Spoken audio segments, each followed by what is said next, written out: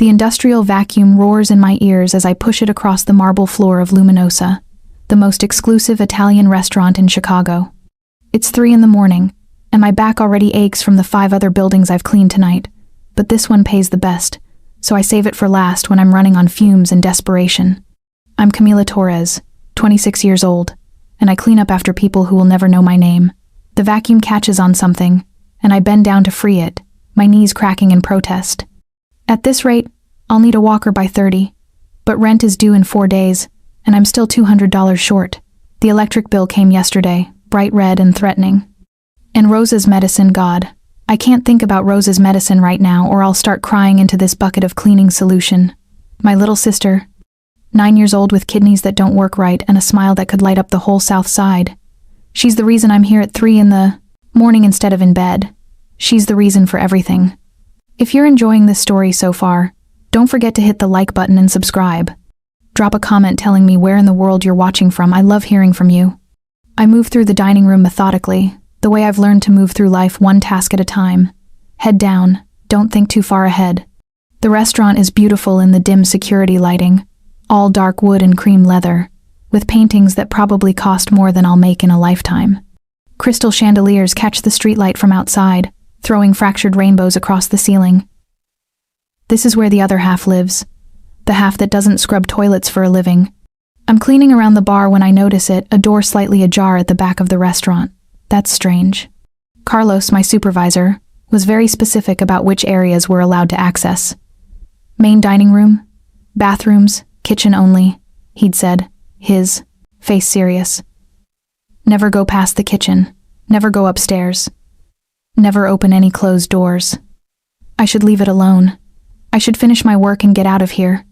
But the door is open, and there's light coming from inside, and I can hear voices, male voices, speaking in rapid Italian. My hand goes instinctively to the ring on my right hand, twisting it the way I do when I'm nervous. It's a habit I've had for 3 years, since the night I found Rosa alone in our apartment, a note pinned to her jacket, and this ring in an envelope beside her. Keep her safe. The ring will protect you both when the time comes. I'm sorry, I can't explain more. I never found out who M was. The police weren't interested in a case involving 2 orphaned girls with no family and no resources. So I raised Rosa myself, worked 3 jobs, and wore this ring every day, because it was the only thing we had from whoever had cared enough to make sure Rosa was safe. The ring is unusual antique gold with an intricate design of intertwined roses and thorns, and in the center, a deep red ruby that seems to glow in certain light. I've never had it appraised. I'm too afraid they'd tell me it's worth something, and then I'd have to decide between Rosa's medicine and the only connection we have to our mysterious benefactor. The voices from the back room grow louder, more heated. I should definitely leave. Instead, I edge closer. Through the cracked door, I can see a slice of an office. More leather, more dark wood, more evidence of wealth. I'll never know. 4 men sit around a table covered with papers and what look like blueprints. They're all in expensive suits despite the late hour, all radiating the kind of casual power that comes from never having to check a price tag. But it's the man at the head of the table who makes my breath catch. He's younger than the others, maybe mid-30s, with thick black hair pushed back from a face that belongs in one of those Italian Renaissance paintings. Sharp cheekbones, strong jaw, a mouth that probably smiles rarely but devastatingly. He wears his authority like a second skin, leaning back in his chair with one hand wrapped around a glass of amber liquid, while the others talk at him. Not to him. Problem isn't going away, Luca. One of the older men is saying in Italian. Vitelli is pushing into the south loop. He's taking our... The young man, Luca, raises one hand, and the room falls silent instantly. That kind of power isn't given. It's taken and held with an iron fist. Vitelli is a dog barking at a wolf. Luca says, his voice low and smooth and dangerous, like expensive whiskey laced with poison. Let him bark. When he gets close enough, I'll remove his throat.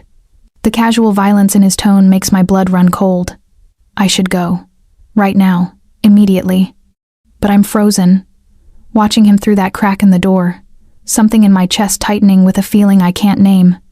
Fear, yes, but also something else. Recognition, maybe, like seeing a predator in its natural habitat and understanding exactly what you're looking at. This is not a businessman. This is something much more dangerous. The shipment arrives Thursday. Luca continues, leaning forward now, his dark eyes intense even from this distance. We move it through the usual channels. Anyone who interferes becomes an object lesson in why you don't interfere with my operations. Are we clear? A chorus of agreement. I should definitely, absolutely, without question leave right now. Instead, I shift my weight to get a better view, and my elbow bumps the door. It swings open another 6 inches with a creak that sounds like a gunshot in the quiet restaurant. 5 heads turn toward the door as one. 5 pairs of eyes lock onto mine. Oh God. Oh God, oh God, oh God. Who the fuck is that? One of the men barks, half rising from his chair. But Luca doesn't move. He just stares at me, his expression unreadable, those dark eyes pinning me in, placed like a butterfly on a board. Then his gaze drops to my hands, specifically to my right hand, where the ring sits on my middle finger. Something happens to his face. The color drains from it like water from a broken glass. His knuckles go white around his whiskey tumbler, and when he speaks, his voice is barely audible. Where did you get that ring? I can't breathe, can't think, can't do anything but stand there in my stained cleaning uniform with my hair in a messy bun, trapped in the spotlight of his attention. I'm sorry. I stammer in English, my tongue clumsy with panic. I didn't mean to interrupt. I'm just the cleaning crew. I'll go. I didn't see anything. I won't say anything. The ring. He's on his feet now, moving toward me with the fluid grace of something that knows how to hurt people efficiently. Where did you get that ring? My hand instinctively covers it, protective. It was given to me 3 years ago. I don't. Luca, one of the other men warns. We should. Everyone out. Luca doesn't take his eyes off me. Now. But the meeting. Now. The command cracks like a whip. The 4 men exchange glances, then file out through another door, leaving me alone with him. With this man who looks at me like I'm a ghost, like I'm something impossible and terrible and fascinating all at once. He stops 3 feet away, close enough that I can smell his cologne, something dark and expensive with notes of cedar and smoke. Close enough that I can see the fine lines at the corners of his eyes, the shadow of stubble along his jaw, the pulse beating in his throat. That ring, he says, his voice rough now, stripped of its earlier smoothness. My sister wore that ring. I gave it to her for her 18th birthday. She was wearing it the night she disappeared 3 years ago. The world tilts sideways. 3 years ago. The same time Rosa appeared with a note and a ring and no explanation. I found my little sister with this ring. I whisper, puzzle pieces clicking into place with sickening clarity. She was alone in our apartment. Someone left her there with a note saying the ring would protect us. There was no name, just an initial, M. Marina. The word is a prayer and a curse. Her name was Marina. He reaches for my hand, and I should pull away, should run, should do anything but let this dangerous stranger touch me. But his fingers are gentle as they lift my hand to the light, as they trace the ring's intricate design with something like reverence. She designed it herself, he says quietly. Roses for our mother, thorns for our father, ruby for the blood that binds family. His eyes lift to mine, and there's an ocean of grief in them, of rage barely contained. If she gave this to your sister, if she left your sister in your care, it means she knew she was going to die. It means she chose you to protect what she couldn't. I don't understand. My voice cracks. Who was she? Who are you? Why would she? Luca Santoro. He releases my hand but doesn't step back. And my sister was running from the same people who are going to come for you the moment they realize that ring still exists. The name hits me like a physical blow. Santoro. Even someone like me, someone who lives in the shadows and keeps her head down, knows that name. The Santoro family runs the north side. They own half the city, literally or figuratively.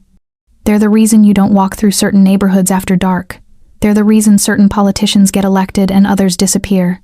They're the Mafia. And I just walked into the middle of their world, wearing a dead woman's ring. I need to go, I say, taking a step back. I need to get my sister. You need to stay exactly where you are and tell me everything. His voice has sharpened again, command replacing vulnerability. Where's your sister now? Where do you live? Who else knows about the ring? I'm not telling you anything. Fear gives me courage, makes me stupid. I don't care who you are. That ring is mine. Rosa is mine. And we want nothing to do with whatever this is. Rosa. He says the name like he's tasting it, testing it. How old? 9. Something in his expression shifts, softens almost imperceptibly. The same age Marina was when our parents were killed.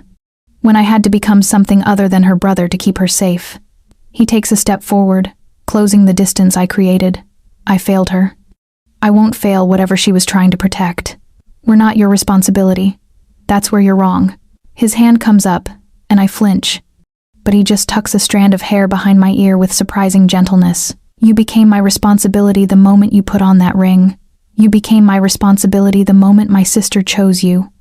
And you became my responsibility the moment you walked through that door and saw faces you shouldn't have seen. The implications sink in slowly, like poison. In water. You're saying I'm in danger because I saw your meeting. I'm saying you were already in danger, and you didn't even know it. His thumb brushes my cheekbone, the gesture at odds with the hardness in his eyes. The question is whether you want my protection, or want to keep pretending you can survive this alone. I've been alone for 3 years. We've been fine. No. The word is flat, final. You've been lucky. Luck runs out. As if summoned by his words, the front door of the restaurant explodes inward with a crash of breaking glass. 3 men in black masks rush in, guns drawn. Luca moves before I can scream, before I can think, before I can even register what's happening.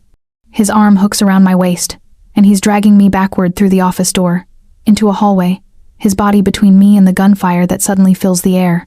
Stay down, he barks, shoving me toward a door marked private. What's happening? I'm not proud of the terror in my voice, the way it climbs toward hysteria. Vitelli. He pulls a gun from somewhere under his jacket. Of course he has a gun, and fires twice back toward the dining room. He moves faster than expected. More gunfire, closer now. Luca returns fire, then grabs my arm and hauls me through the private door, down a flight of stairs I didn't know existed, into a basement that's definitely not part of the normal restaurant operation.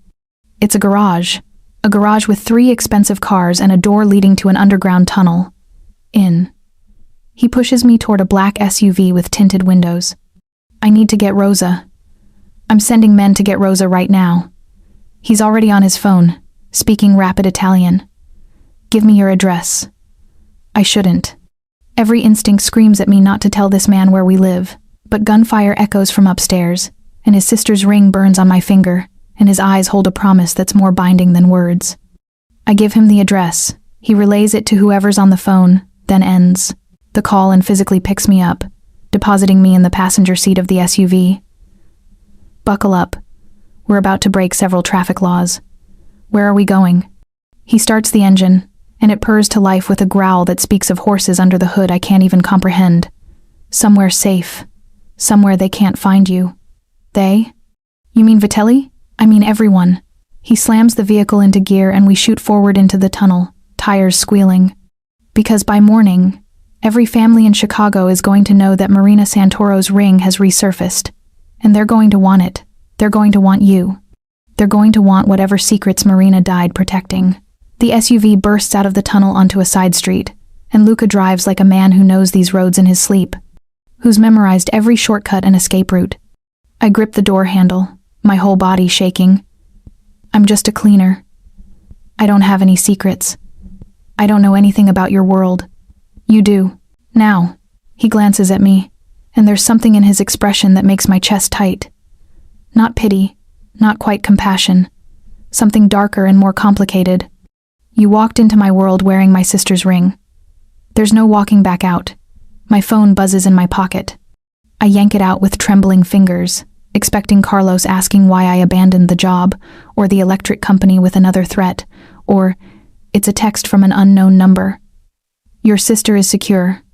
En route to the North House. She's asking for you. Marco, I stare at the screen, then at Luca. How did they already? I have people everywhere. He takes a corner fast enough to make me grab for the door again. Your building, her school, the hospital where she gets treatment.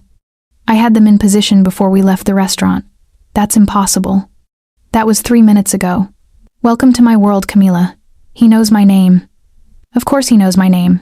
He probably knows everything. In my world, 3 minutes is an eternity. And in my world, The people I protect stay protected. I didn't ask for your protection. Marina did. His knuckles are white on the steering wheel. That's enough.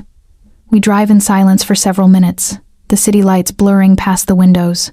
My mind is racing, trying to process everything that's happened in the last 10 minutes. This morning I was worried about rent. Now I'm running from armed men with a mafia boss who claims his dead sister connected us 3 years ago. Tell me about her, I say finally. About Marina. If she's the reason Rosa is in my life, I deserve to know who she was. Luca's jaw tightens, and for a moment I think he won't answer. Then, she was light in a dark place. She was the only good thing that came from our father's world. She was 19 when they killed her, or when I thought they killed her. Maybe she's not dead. Maybe she just ran far enough that even I couldn't find her. His voice drops lower. I've searched for 3 years. The ring was the only thing I never found. Until tonight. The note said the ring would protect us. It will. He glances at me again. Because I will. The certainty in his voice should frighten me. Instead, it settles something in my chest, some knot of fear that's been there since the night I found Rosa alone and realized I was all she had. Where are you taking me? My home. The North House, it's where Rosa is being taken. It's the most secure location I have. He makes another turn, and suddenly we're on Lakeshore Drive, heading north away from everything I know. You'll stay there until I neutralize the threat. And how long will that take? His smile is sharp enough to cut. However long it takes to remind Chicago why you don't come after what's mine. What's mine? The possessiveness in those words should terrify me. Should make me demand he let me out right now, danger or not. But I think of Rosa, asking for me. I think of the ring on my finger, heavy with meaning I'm only beginning to understand. I think of Marina Santoro, who trusted me with something precious enough to die for. And I think of the man beside me, whose sister loved him enough to design a ring around their family, whose eyes hold an ocean of grief, who moved to protect me before he thought, like it was instinct. I need to work, I say instead. I have bills. Rosa has medical expenses. I can't just disappear. Your bills are handled. I blink. Excuse me? Before we left the restaurant, I had my accountant transfer enough to cover 6 months of expenses to your account. Rent, utilities, Rosa's medical costs. It's done. Anger flares hot in my chest. You can't just... I didn't ask for considerate payment for 3 years of taking care of whatever my sister entrusted to you. His voice is calm, matter of fact. And before you throw it back in my face, think about Rosa. Think about whether your pride is worth more than her stability. I want to argue. God, I want to argue. But he's right, and I hate that he's right. This doesn't mean I belong to you, I say finally. Something dark and promising flashes in his eyes. We'll see. The North House turns out to be a massive estate in Lake Forest, set back from the road behind gates that look like they could stop a tank. Security cameras track our approach. Men in suits watch from the shadows. This isn't a home, it's a fortress. And inside, curled up on a leather sofa in a living room the size of my entire apartment, is Rosa, Mila. She launches herself at me the moment we walk through the door, her small arms wrapping around my waist. They said you were coming. They said you were safe. I was so scared. I'm here, mi amor. I bury my face in her dark curls, breathing in the familiar scent of her strawberry shampoo. I'm here. Everything's okay. But even as I say it, I know it's a lie. Nothing is okay. Nothing will ever be okay again. Over Rosa's head, I meet Luca's eyes. He's watching us with an expression I can't read, something soft and broken and yearning. She looks like Marina, he says quietly. Same eyes, same smile. Rosa pulls back to look at him, and I realize with a start that she's not afraid. She should be this stranger, this dangerous man, his world of guns and violence. But she just studies him with that solemn intelligence that makes her seem older than 9. You're the one who sent the nice men to get me? She says. It's not a question. I am. They said my sister was in trouble. They said you were keeping her safe. She looks between us, her small hand finding mine. Are you? Yes. The single word is a vow. Rosa nods, apparently satisfied, and turns back to me. I like it here. There's a pool. And they said I could have ice cream for breakfast if you said it was okay. Despite everything, the fear, the confusion, The impossible situation I've found myself in, I laugh. It's slightly hysterical, but it's real. Maybe not ice cream for breakfast, but definitely ice cream, Luca says. And when he smiles at Rosa, it transforms his face. Makes him look younger, less dangerous, more human. Tomorrow, after a proper breakfast. Rosa grins, and something in my chest cracks open.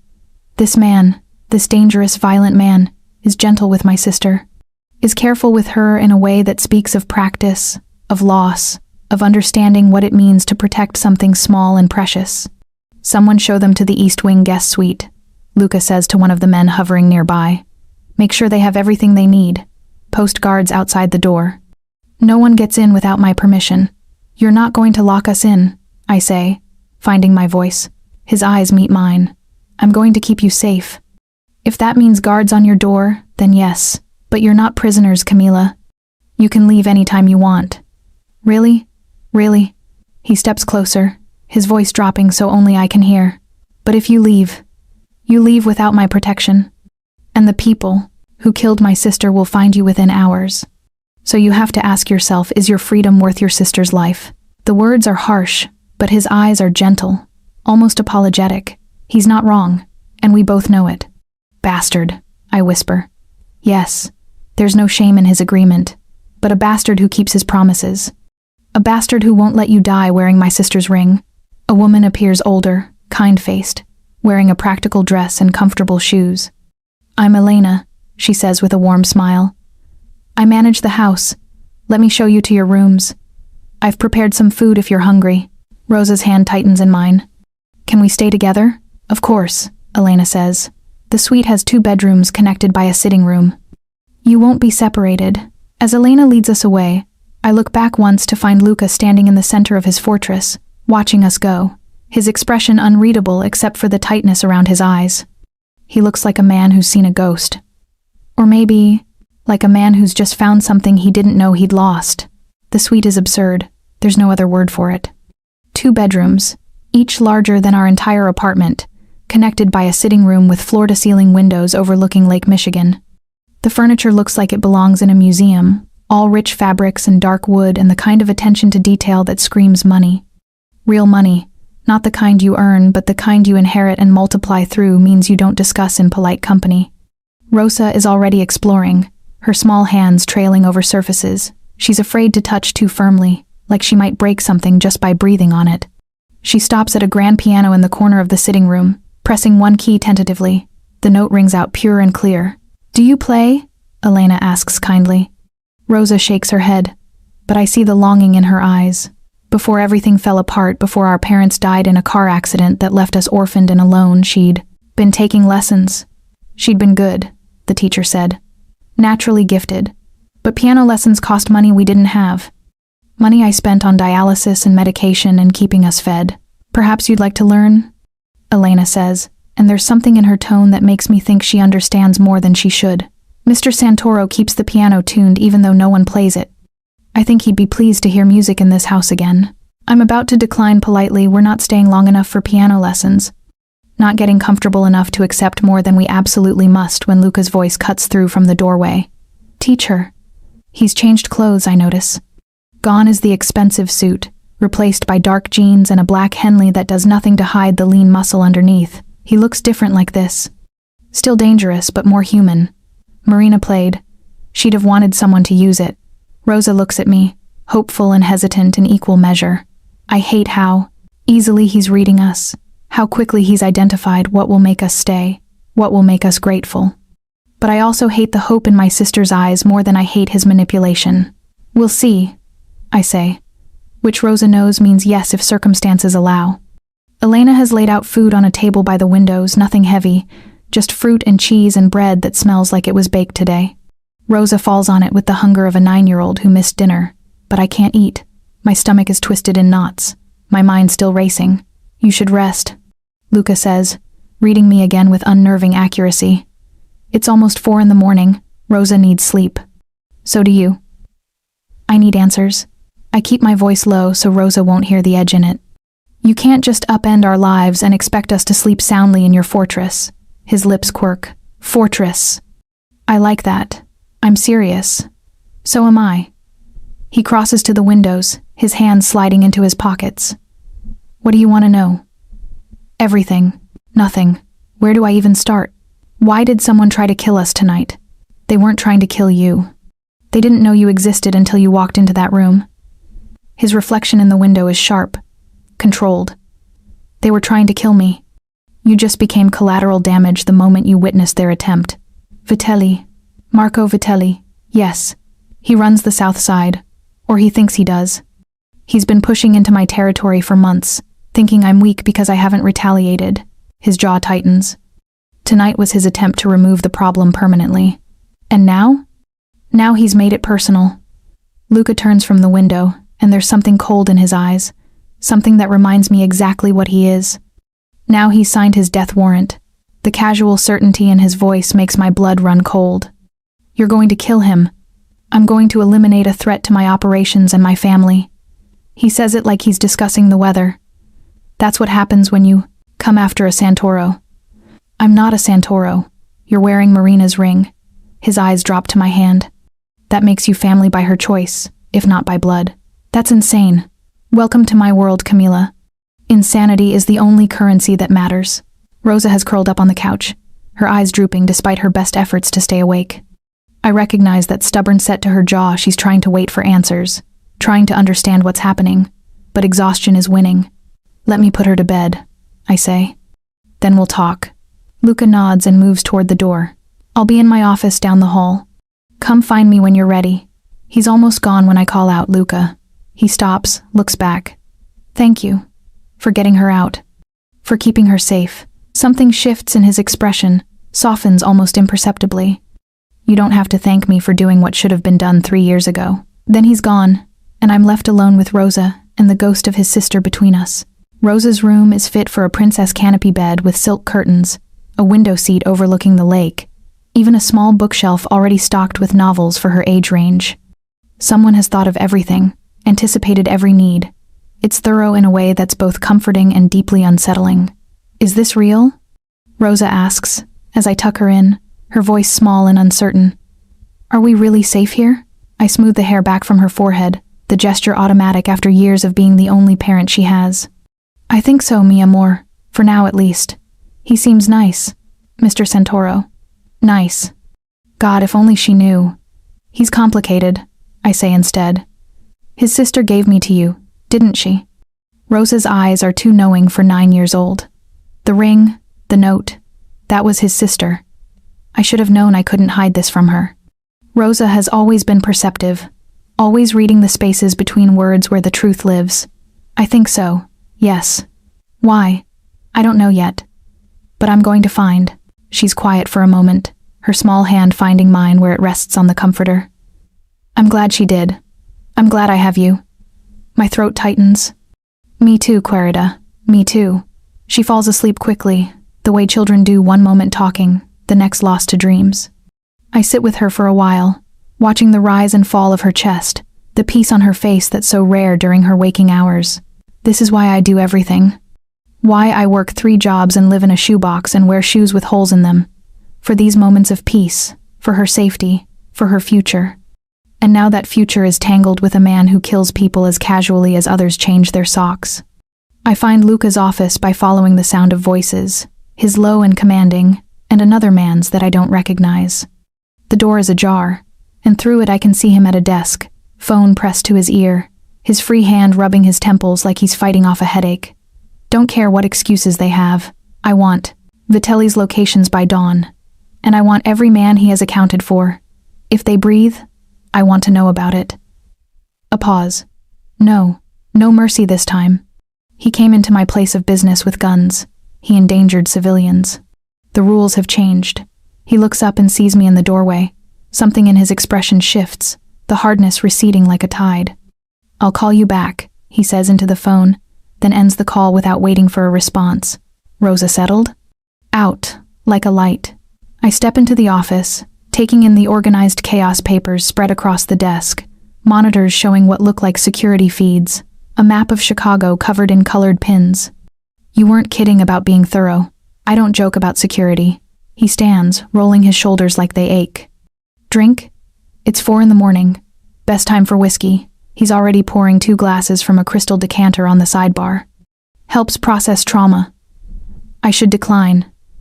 Should keep a clear head. But my hands are still shaking from the adrenaline crash, and when he holds out the glass, I take it. The whiskey burns going down. Smooth and expensive and probably worth more than I make in a week. If you're enjoying this story so far, make sure to subscribe and turn on notifications so you never miss an upload. Your support means everything and helps me bring you more emotional stories like this one. Sit, Luca says, gesturing to a leather chair across from his desk. You wanted answers? Ask. I settle into the chair, the glass warm in my hands. Why does Vitelli want you dead? Same reason anyone wants power, greed, ambition, the belief that he can do what I do, but better. Luca leans against the desk, close enough that I can smell that cedar and smoke scent again. He's wrong, of course, but he won't know that until it's too late. And your sister? How does she fit into this? His expression darkens. 3 years ago, there was a war. Not like tonight's skirmish, a real war. Families choosing sides, bodies dropping every week. Marina was caught in the crossfire, or so I thought. He takes a drink, and I watch his throat work as he swallows. She disappeared from a restaurant on the south side. There was blood, signs of a struggle. No body, but enough evidence to assume the worst. You think she's dead? I thought she was dead. Past tense. His eyes meet mine. Now I'm not so sure. Because of Rosa. Because of Rosa, he confirms. Because Marina wouldn't have entrusted a child to just anyone. She must have known you, trusted you. And the timing she disappeared 3 years ago, Rosa appeared in your life 3 years ago. He sets his glass down hard enough that it cracks against the desk. Which means Marina planned her disappearance. Which means she's either dead by her own hand or she ran far enough that even I couldn't find her. The anguish in his voice catches me off guard. This isn't the cold mafia boss who ordered hits like room service.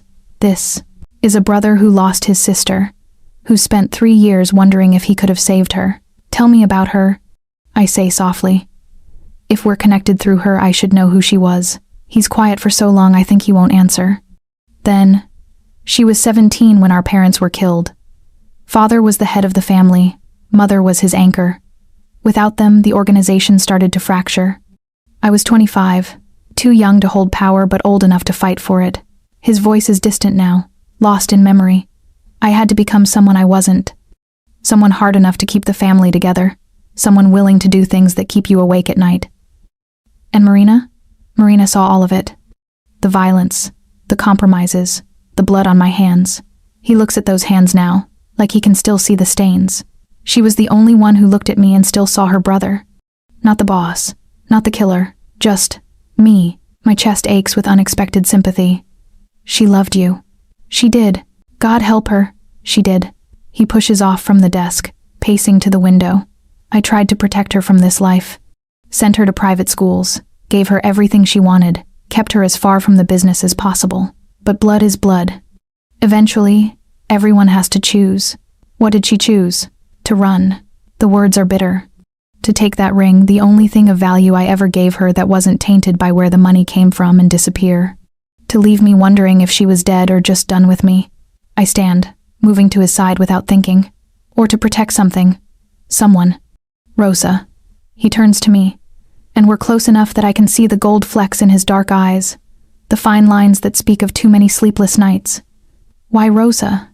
Who is she to Marina? That's the question that's haunted me for 3 years.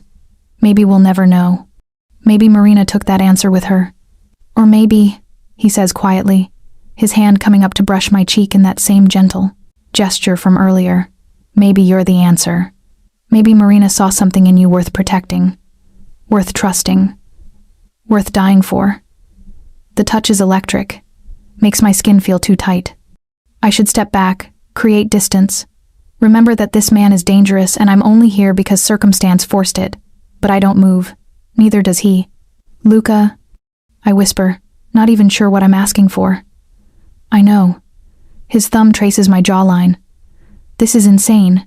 You're a stranger who walked into my restaurant by accident. But you're wearing Marina's ring, and you're taking care of a child she loved enough to sacrifice everything for. And when I look at you, what? My heart is hammering. When you look at me, what? I see her choice. and I understand it. His hand drops, and the loss of contact is almost painful. You're worth protecting, Camila. You and Rosa both. Marina knew that 3 years ago. I know it now. Before I can respond, his phone buzzes. He glances at it, and whatever he sees makes his expression shudder, the vulnerable man disappearing behind the cold boss. I have to go. Business that can't wait. He's already moving toward the door, all efficiency now. Stay in the suite. Don't open the door for anyone but Elena. Marco is posted outside. If you need anything, tell him. Where are you going? He pauses at the door, looks back. To remind Chicago why you don't come after a Santoro. Then he's gone, and I'm alone in his office with the ghost of his touch on my skin and the weight of his sister's ring on my finger. I don't sleep. How could I? My mind is racing with everything that's happened, everything that's changed in the space of a few hours. By the time dawn breaks over the lake, painting the water in shades of pink and gold, I've worn a path in the carpet with my pacing. Rosa wakes around 7, disoriented and uncertain until she remembers where we are. I help her dress in clothes that appeared mysteriously in her closet overnight, expensive, things that fit perfectly, because of course they do, and we venture out to find breakfast. Elena is already waiting in the suite's sitting room, a cart laden with food beside her. Good morning, she says with that same warm smile. I thought you might prefer eating up here today. Mr. Santoro said to make you comfortable. Where is he? The question comes out sharper than intended. Handling business in the city? He'll return this afternoon. Elena begins setting out plates, scrambled eggs, bacon, fresh fruit, pastries that smell like heaven. He asked me to ensure you have everything you need. Rosa attacks the food with enthusiasm. But I can barely eat. I'm too keyed up, too aware that we're in a gilded cage, however comfortable. Elena, I say carefully, have you worked for the Santoro family long? 15 years. She pours coffee with steady hands. Since before Mr. Luca took over. You knew Marina. Something sad crosses her face. I did, sweet girl. Too good for this world. Why would she run? Elena glances at Rosa, clearly weighing how much to say in front of a child. That's not my story to tell, Miss Torres. But I will say this, Marina loved her brother more than anything. If she left, it wasn't to hurt him. It was to save him. Save him from what? The question burns on my tongue, but Rosa is listening, and I don't want to frighten her more than she already is. After breakfast, Elena offers to show Rosa the pool, and to my surprise, my sister agrees. She's usually clingy after upheaval, but something about Elena's gentle presence puts her at ease. I'm left alone in the suite, restless and uncertain. I try to distract myself with the books on the shelves, but I can't focus. Try watching the news, but every story feels distant and irrelevant compared to my current situation. Finally, I do what I've been avoiding. I examine the ring closely, really looking at it for the first time in 3 years. The roses are beautifully rendered, each petal distinct. The thorns look sharp enough to draw blood. The ruby catches the morning light, throwing red shadows across my skin. On the inside of the band, I notice something I've never seen before, an inscription, worn almost smooth with age. Sangue chiama sangue, blood calls to blood, a family motto, maybe, or a warning. I'm so absorbed in the ring that I don't hear the door open, don't register the presence behind me until a hand clamps over my mouth and an arm wraps around my waist, yanking me backward. I try to scream, but the hand is firm, cutting off sound. Try to fight, but whoever has me is strong, trained. They drag me toward the door, and I realize with sickening clarity that the guard who should be posted outside is gone. This is it. Whatever protection Luca thought he could provide, it wasn't enough. They've found me. Then I hear Rosa scream. Everything in me goes cold, then white-hot. I bite down hard on the hand covering my mouth, tasting blood. My attacker swears and loosens his grip, just enough for me to wrench free. I'm not a fighter. I'm a cleaner who stays alive by being invisible. But Rosa's scream activates something primal, something that bypasses fear and goes straight to fury. I grab the nearest object, a heavy book from the shelf, and swing it with all my strength at my attacker's head. He goes down hard, more from surprise than actual damage. I run. The hallway is chaos. 2 men are dragging Rosa toward the stairs, her small body fighting with everything she has. Elena is unconscious on the floor, blood matting her gray hair. Rosa! I scream her name, sprinting toward her. One of the men turns, pulls a gun. I see it happen in slow motion, his arm raising, finger on the trigger, the black eye of the barrel pointing at my chest. This is it. This is how I die. But the shot never comes.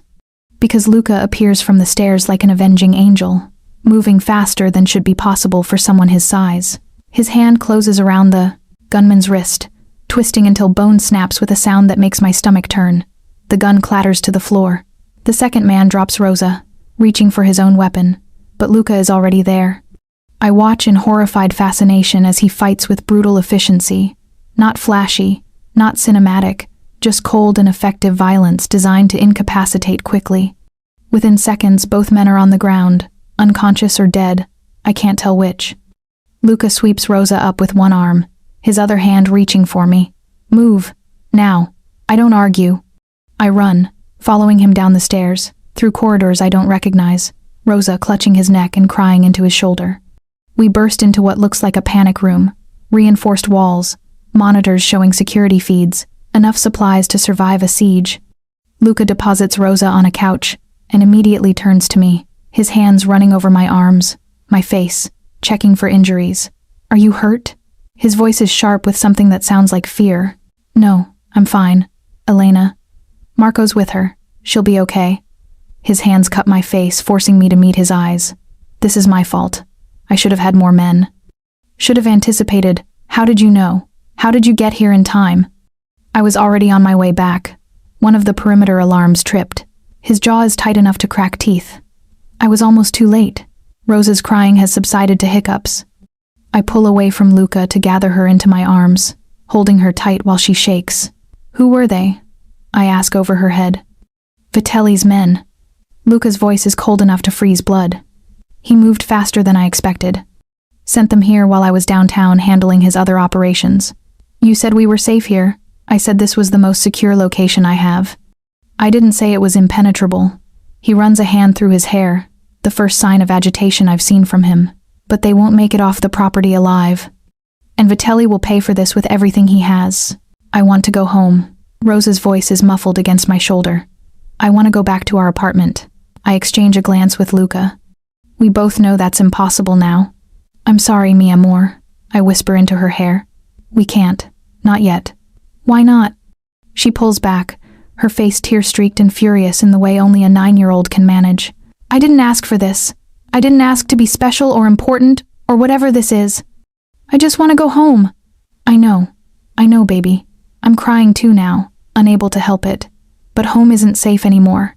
Nowhere is safe. She's shouting now, all the fear and confusion of the last 12 hours erupting. Those men had guns. They were going to take me.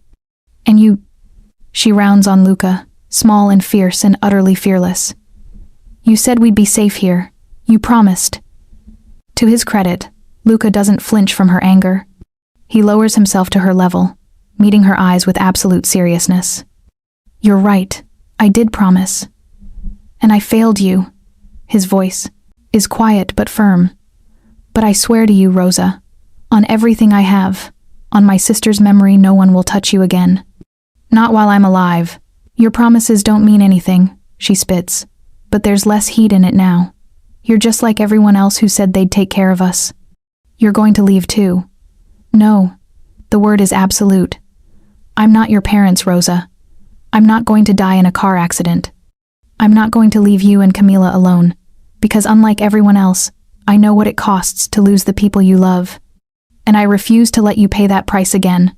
Something in his tone, the utter conviction, the weight of his own grief cracks through Rosa's anger. She stares at him for a long moment, then launches herself at him, small arms wrapping around his neck. He catches her automatically, his eyes closing like her trust is both painful and precious. Over Rosa's head, his eyes meet mine, and there's a question in them. A promise. A claim. I will protect you. Both. No matter what it costs. And despite everything, the violence, the danger, the absolute insanity of this situation, I believe him. We stay in the panic room for 2 hours, while Luca's men sweep the property. The security feeds show a small army moving through the estate, checking every room, every shadow. Bodies are removed, the men who attacked us, and Marco, Luca's head of security, who died protecting Elena. Another death on the ledger. Another price paid for getting close to the Santoro family. I need to move you, Luca says finally, his phone pressed to his ear as he coordinates with his people. This location is compromised. Vitelli knows about it now.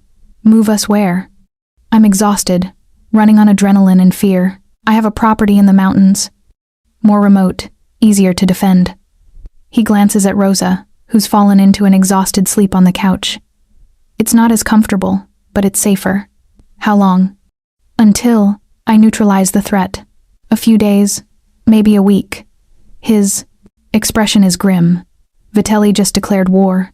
I need to end it before more people die. I think of Elena, unconscious but alive. Of Marco, who I never met but who died protecting us. Of the two men Luca killed without hesitation, without remorse. This is his world. This is what it means to be connected to him. What if I take Rosa and leave? The question comes out smaller than intended. What if we just disappear? Change our names? Move across the country? Start over? He's quiet for a moment, and I can see him considering it, running through scenarios. Then he shakes his head. They'd find you. Maybe not tomorrow or next week, but eventually. He moves closer, his presence solid and grounding. Vitelli saw you at the restaurant. His men tried to take you from my home. You're a known variable now, a piece on the board, and the ring, he touches it where it sits on my finger. The families will hear about Marina's ring resurfacing. They'll want to know what it means, what secrets. Marina might have shared with you. I don't know any secrets. They don't know that. His thumb brushes across my knuckles. You're safer with me than anywhere else. I know that's not the answer you want, but it's the truth. He's right. I hate it, but he's right. What happens when this is over? When Vitelli is dead and the threat is gone? Something complicated crosses his face. What do you want to happen? The question catches me off guard. I want normal. I want to go back to my life, my job, my routine. Do you? He's watching me intently now. Because I don't think you were living, Camila. I think you were surviving.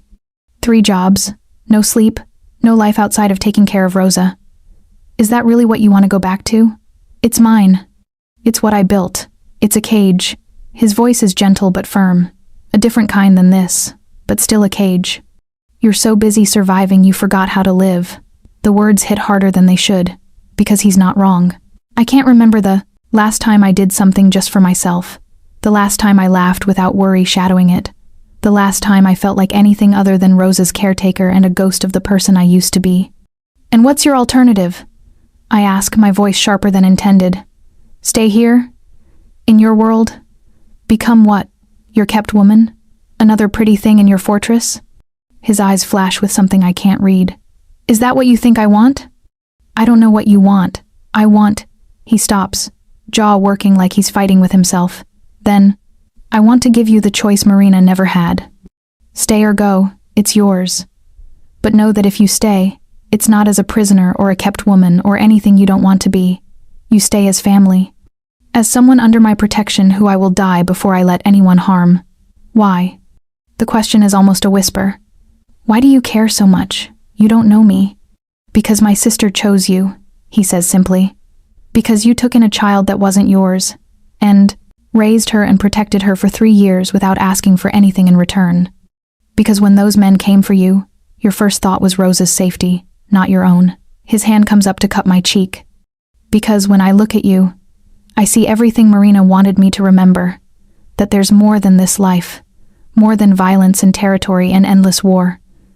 I should pull away, should put distance between us, should remember that this man is dangerous, that people die around him, that getting close is asking for heartbreak. But I don't move. And when he leans in, when his lips brush mine in a kiss that's surprisingly gentle, surprisingly hesitant, I don't stop him. I kiss him back. It's soft at first, questioning, like he's giving me every chance to pull away.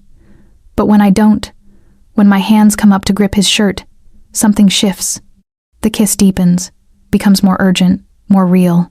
He tastes like whiskey and danger, and a promise I'm not sure he can keep.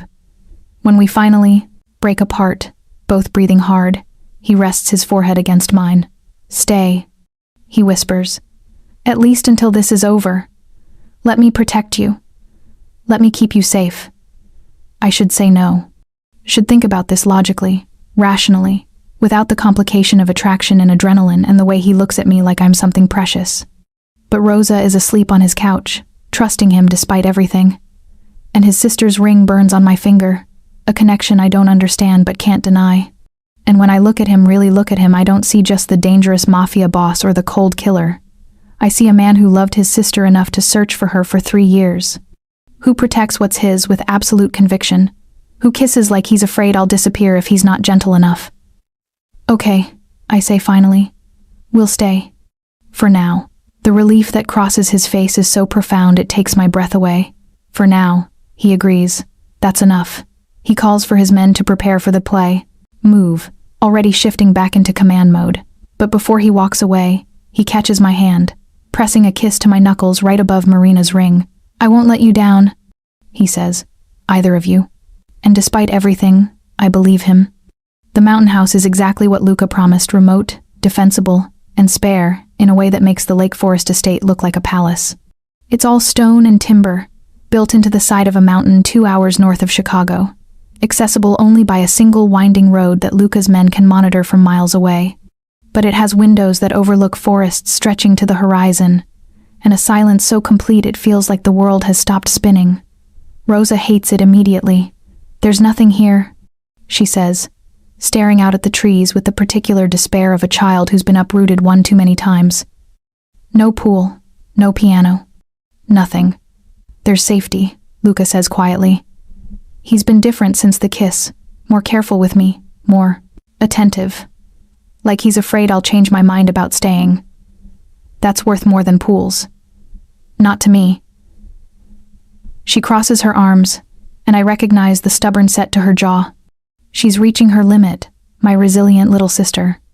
Everyone has a breaking point, and I can see hers approaching. I want to go home, Mila. I want my school, my friends, my life. I don't have an answer for her. Because she's right. This isn't living. This is hiding. That night, after Rosa finally cries herself to sleep in the small bedroom adjacent to mine, I find Luca in what passes for an office, a converted den, with a single desk, a laptop, and a window overlooking the forest. He's on the phone again, speaking in rapid Italian, his voice hard with barely controlled fury. When he sees me, he ends the call abruptly. Can't sleep? He asks. Rosa's miserable. I pause, searching for the right word. I'm drowning. He stands, moving around the desk to face me. Tell me what you need. I need this to be over. I need Vitelli dealt with. I need my sister to stop crying every night. My voice cracks despite my best efforts. I need to know this wasn't a mistake. Trusting you. Coming here. It wasn't. He's close now, close enough to touch, but he doesn't. He's giving me space, I realize, letting me come to him or not. I'm close, Camilla. Vitelli's organization is fracturing. His allies are abandoning him. 2 more days, maybe 3, and I'll have him. And then you're free, you and Rosa. You can go back to Chicago if you want. Back to your apartment, your jobs, your life. Something painful crosses his face. Or you can stay, build something different. Something better. With you. With me. He says it without apology, without shame. I know it's insane. I know we barely know each other. But I also know that I haven't felt this alive in years. Not since before Marina disappeared. And I think... He stops, jaw working. I think she sent you to me for a reason. Not just to protect Rosa, but to remind me that there's more than vengeance and territory. That there's something worth living for beyond survival. I should tell him he's wrong. Should point out that we're strangers bound by circumstance. That what he's feeling is just proximity and adrenaline and the memory of his dead sister. But I'd be lying. Because I feel it too. This pull, this recognition, like some part of me has been waiting for him without knowing it. What if I'm not strong enough for your world? I whisper. What if I break? You won't. His hand finally reaches for mine, fingers intertwining with absolute certainty. You raised Rosa alone. You survived poverty and grief and kept going. You're stronger than you think, Camila. Stronger than I am in ways that matter. You kill people. I do. He doesn't flinch from it. I'm not good, Camila. I'm not some misunderstood hero. I've done terrible things for terrible reasons, and I'll probably do more before this is over. But I'm good. To the people I love, I'm loyal, I'm honest, and I will never, ever let anyone hurt you or Rosa again. The conviction in his voice breaks something open in my chest. Show me, I say suddenly. Show me your world. Really show me. No sanitizing, no hiding. If I'm going to stay, I need to know what I'm choosing. He's quiet for a long moment, studying my face like he's searching for doubt. Then he nods. Tomorrow. I'll show you everything. Tomorrow comes too soon, and not soon enough. Elena arrived during the night, recovered from her injuries and insisting on coming despite Luca's protests. She stays with Rosa, teaching her card games and baking cookies, while Luca takes me back to Chicago in an SUV with tinted windows and 2 armed guards following at a discreet distance. Where are we going? I ask as we drive through neighborhoods that get progressively rougher, buildings more run down, people on corners watching our car with calculating eyes. The South Side, Vitelli's territory. Luca's hands are relaxed on the steering wheel, but I can see the tension in his shoulders. I'm meeting with his second in command, a man named Gianni Rossetti who's smart enough to know when his boss has lost. You're negotiating? I'm offering a choice. Surrender Vitelli and keep breathing, or go down with him. He glances at me. This is what it looks like, Camila. Not the fancy restaurants or the estate. This, cutting deals with men who'd kill me if they thought they could get away with it. Managing violence with the threat of greater violence. We pull up to a warehouse that's seen better days. Graffiti covers the walls, and broken windows gape like missing teeth. But there are men watching from the shadows, and I can see the bulges under their jackets that suggest weapons. Stay in the car, Luca says. Marco will be with you.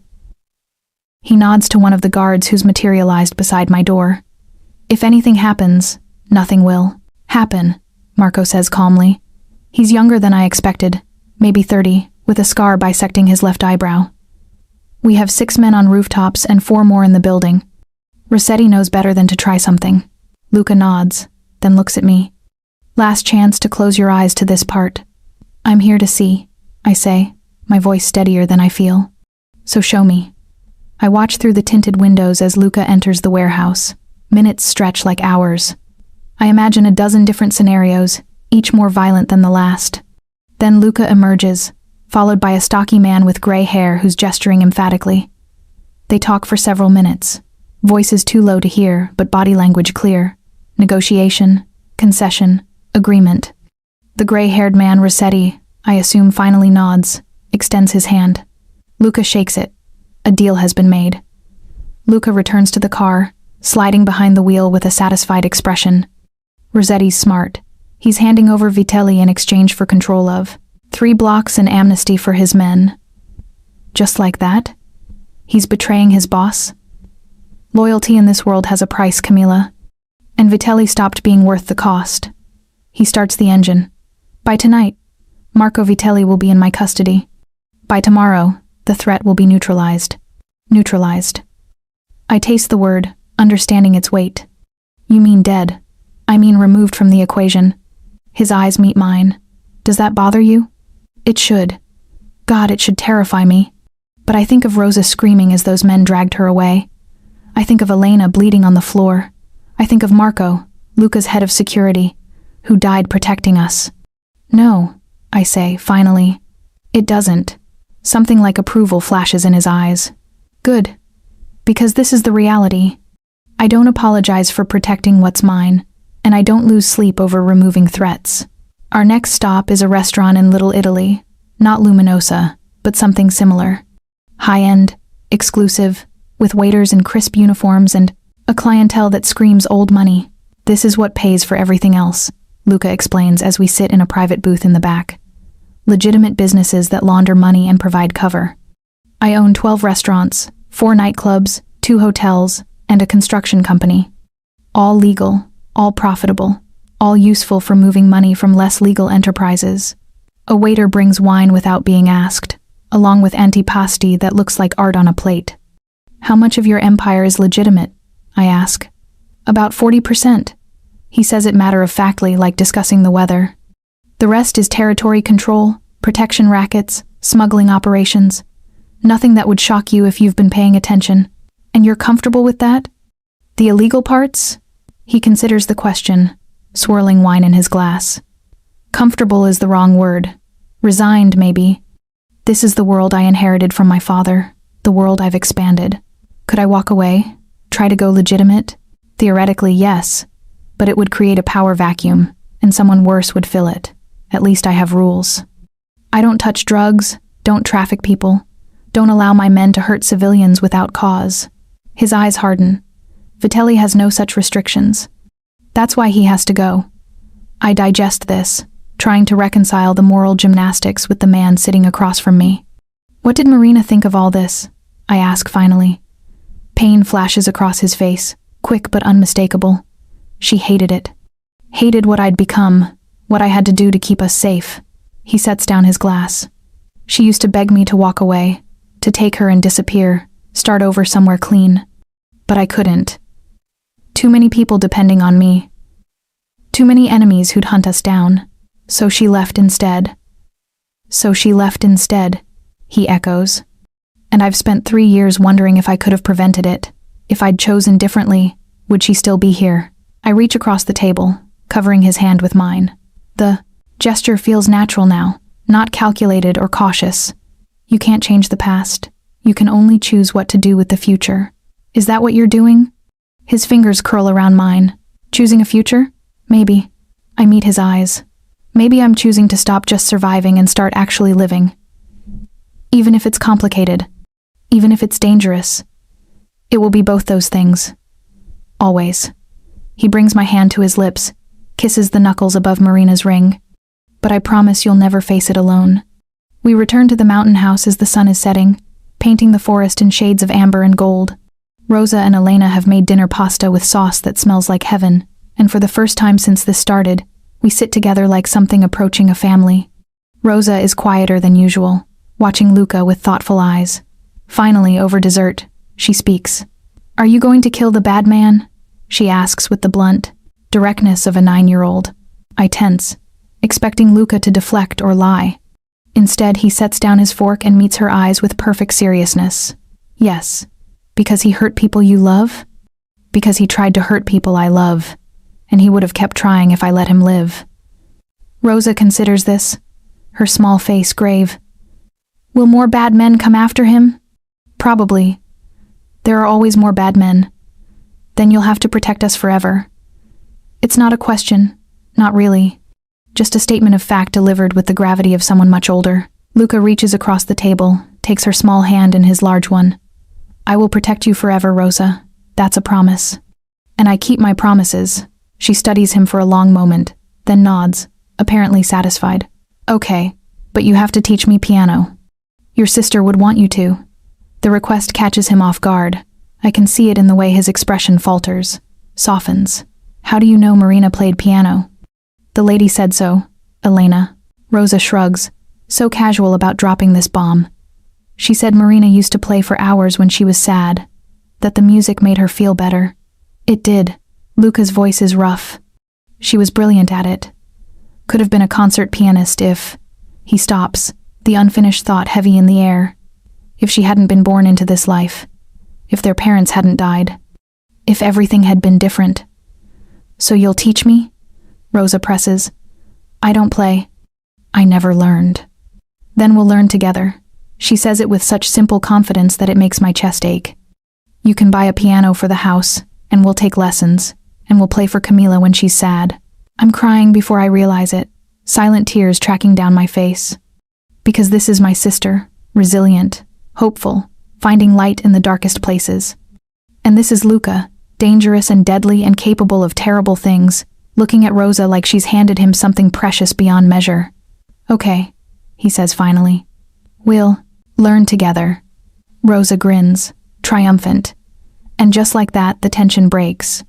We finish dinner with Rosa chattering about what songs she wants to learn, with Elena sharing stories about Marina's playing, with Luca occasionally adding details that reveal how closely he paid attention to his sister, even when he claimed not to. It's almost normal, almost like a family. And that terrifies me more than the violence, more than the danger. Because I could get used to this. I could fall into this life, these people, this dangerous man who looks at me like I hung the moon. That night, after Rosa is asleep and Elena has retired to her room, I find Luca on the deck overlooking the forest. He's nursing a whiskey, his expression distant. "Tomorrow," he says without turning. "Rossetti delivers Vitelli tomorrow at noon. It'll be finished by nightfall. And then you decide." He turns to face me now. "Stay or go, Camila. Build a life here with me, or take Rosa back to Chicago and pretend this never happened. Can we pretend? After everything? Probably not." His smile is sad. "But I'd give you the choice anyway. I'd give you money, protection, whatever you needed to disappear, if that's what you wanted." I move closer, drawn by something I'm tired of fighting. "What if I don't want to disappear?" Hope flares in his eyes, dangerous and desperate. "Then tell me what you do want." I pause, gathering courage. "I want to stay. I want Rosa to have piano lessons and a safe place to grow up. I want to stop working 3 jobs just to survive. I take another step, close enough to touch him now. "I want you, even though it's insane, even though we barely know each other. Even though your world is violent and dangerous and nothing like what I imagined for my life." His hands come up to frame my face, gentle despite their capacity for violence. "You're sure? Because once you choose this, there's no going back. You'll be part of my world, part of my family. That means danger. It means sacrifice. It means accepting that I'll never be a normal man with a normal life. I don't want normal. The truth of it surprises me. Normal is working myself to death and watching Rosa grow up in poverty and being invisible. I gesture between us, encompassing everything. This is terrifying and complicated and probably a terrible idea, but it's real. It's alive. And I'm tired of just surviving." He kisses me then, and it's different from the first time. Not gentle or questioning, but claiming. Possessive, full of promise and heat. His hands slide into my hair, tilting my head back to deepen the kiss, and I meet him with equal intensity. 3 years of loneliness and fear and exhaustion pouring out in the way I grip his shirt, pull him closer, give myself over to this moment. When we finally break apart, both breathing hard, his forehead rests against mine. "Stay with me tonight," he whispers. Not because of danger or necessity, just because I want you here. I should say no, should maintain some distance, some boundary between caretaker and protected and whatever this is becoming. But I'm tired of should, tired of safe, tired of being careful. "Okay," I whisper back. His room is sparse, just a bed, a dresser, windows overlooking the forest. He doesn't turn on the lights, just pulls me inside and closes the door, shutting out the world. We don't talk. There's nothing left to say that our bodies can't express better. The way he touches me like I'm something precious. The way I trace the scars on his skin that speak of a violent life. The way we come together with equal parts desperation and tenderness. This is choosing. This is committing. This is stepping off a cliff and trusting he'll catch me. And he does. Again and again, through the night, until we're tangled together in sheets that smell like him, my head on his chest, his heartbeat steady beneath my ear. "I love you," he says into the darkness. And the dark words are so unexpected, so raw, that I freeze. "You don't even know me. I know enough." His hand strokes through my hair, gentle and sure. "I know you're brave and fierce and loyal. I know you took in a child that wasn't yours and loved her anyway. I know you walked into my world without flinching and demanded truth over comfort." He tilts my face up so I'm looking at him. "I know that my sister chose you, and Marina's judgment was better than mine ever was. And I know that when I look at you, I see a future I thought died with her." Tears blur my vision. What if I can't do this? What if I'm not strong enough? Then I'll be strong enough for both of us. He kisses me softly, a promise sealed with lips and breath. That's what family does, Camila. We carry each other. Family. The word settles in my chest, warm and terrifying and right. "I love you too," I whisper, and feel him exhale like he's been holding his breath. I don't know when it happened or how, but I do. "Then stay. Build this life with me. Let me give you and Rosa everything you deserve." "Okay." The word is easy this time, no hesitation. "We'll stay." The next day dawns clear and cold. Luca is gone when I wake. A note on the pillow saying he'll be back by evening, that Marco is with me and Rosa, that he loves me. The casualness of those last 3 words, like they're already understood, already accepted, makes me smile. I spend the day with Rosa, and for the first time in years, I'm not worrying about bills or jobs or how to make ends meet. We bake with Elena. We explore the forest around the house. We talk about the future in a way we never could, before piano lessons and new schools and possibilities that don't involve scraping by. You're different, Rosa observes, as we walk among the trees. Happier. I am happy. The realization surprises me. Are you okay with that? With us staying here? With Luca? She's quiet for a moment, her small hand in mine. He's good to you, good to us, and he makes you smile the way you used to, before Mama and Papa died. She looks up at me, her eyes wise beyond her years. I think his sister would be happy. That we're together. I think so too. We return to the house to find Luca has arrived, earlier than expected. He's in the office with Marco, speaking in low, urgent tones. My stomach drops. What's wrong? He looks up, and there's something in his face I can't read. Vitelli's dead. But you said, not by my hand. Rossetti got to him first. He runs a hand through his hair, frustrated. Killed him and delivered the body as proof. It's over, Camilla. Vitelli and 3 of his top lieutenants. The rest have scattered or sworn loyalty to Rossetti, who's already pledged to honor our agreement. Then why do you look upset? Isn't this what you wanted? I wanted to do it myself. I wanted him to know exactly why he was dying. His jaw clenches. But it's done. You're safe. Rosa's safe. That's what matters. But there's something else. Something he's not saying.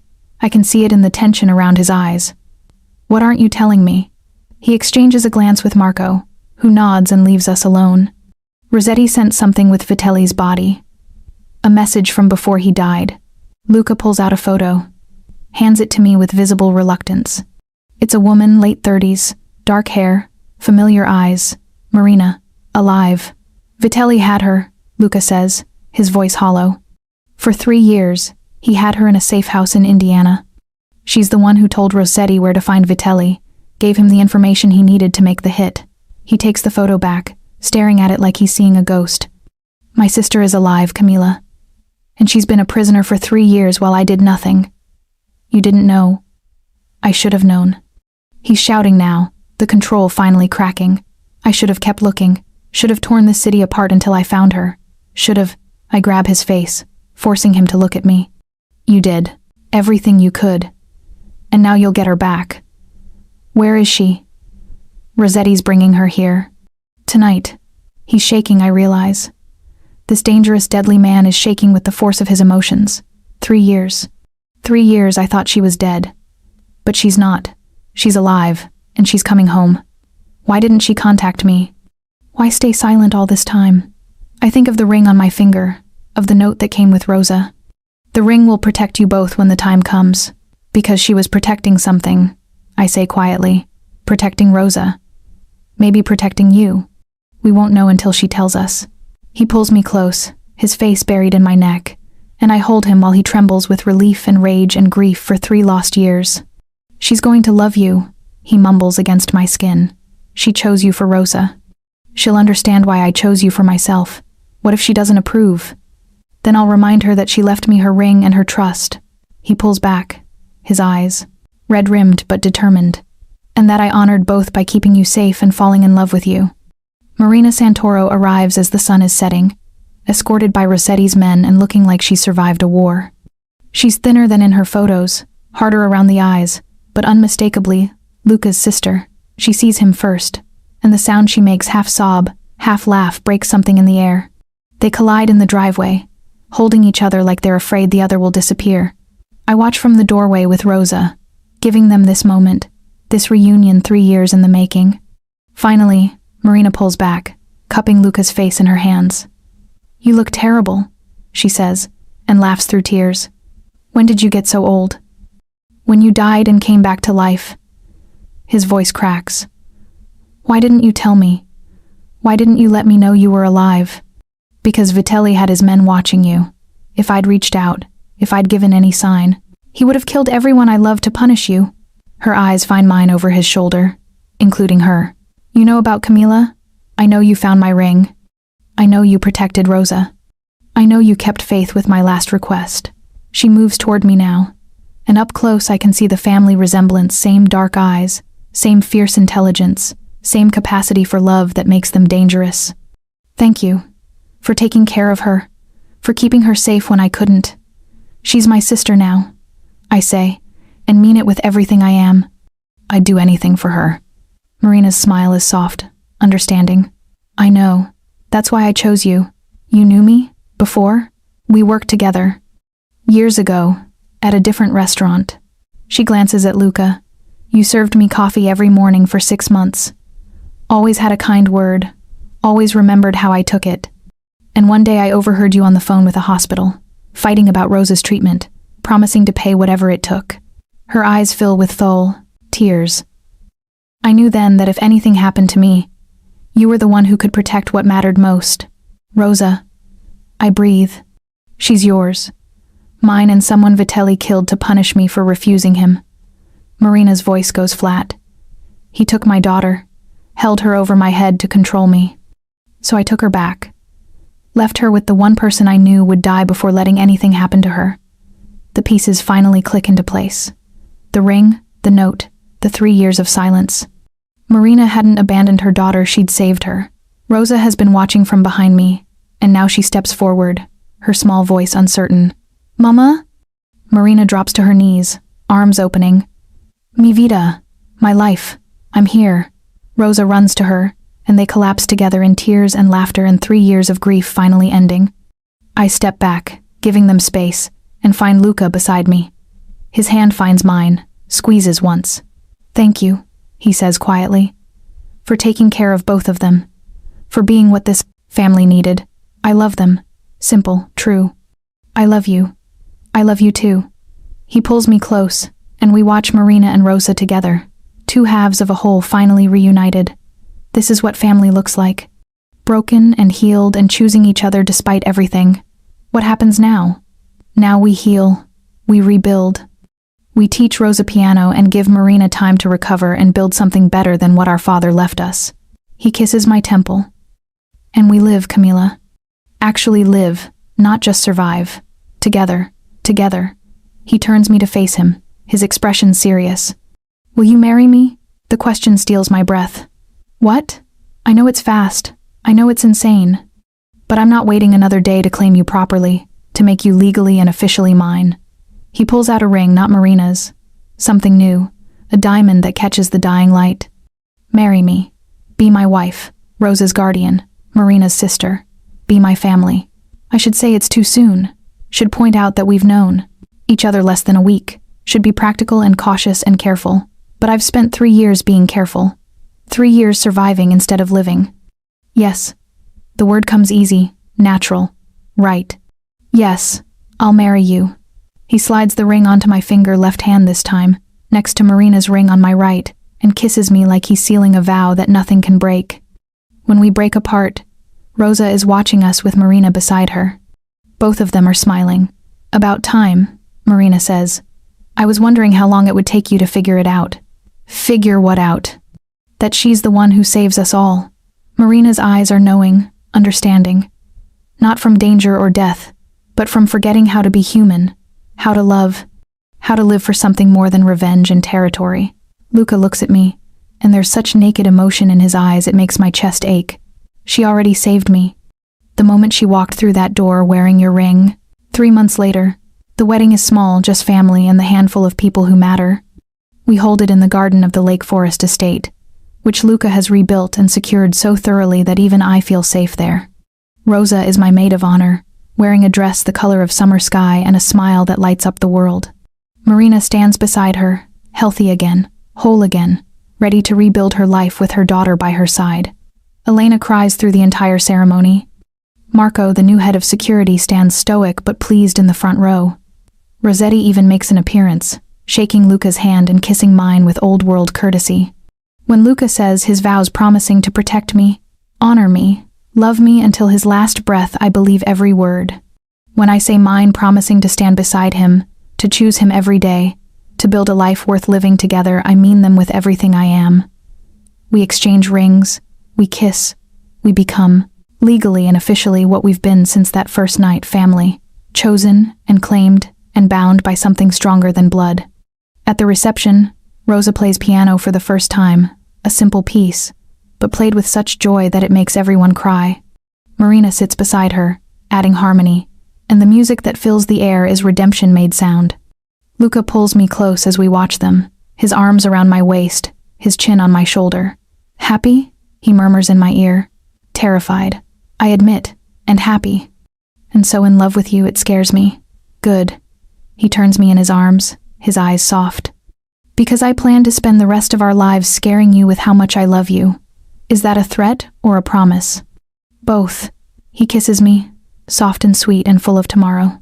Always both. I think of the girl I was 3 months ago, exhausted, alone, surviving but not living. I think of how one phone call, one ring, one chance encounter changed everything. I think of Marina, who trusted me, with her daughter, and gave me a family in the process. I think of Rosa, who will grow up safe and loved and whole. And I think of Luca, dangerous and deadly and mine, who looks at me like I hung the moon and promised to protect me until his dying breath. This isn't the life I imagined. It's not safe or simple or anything like normal. But it's real. It's alive. It's ours.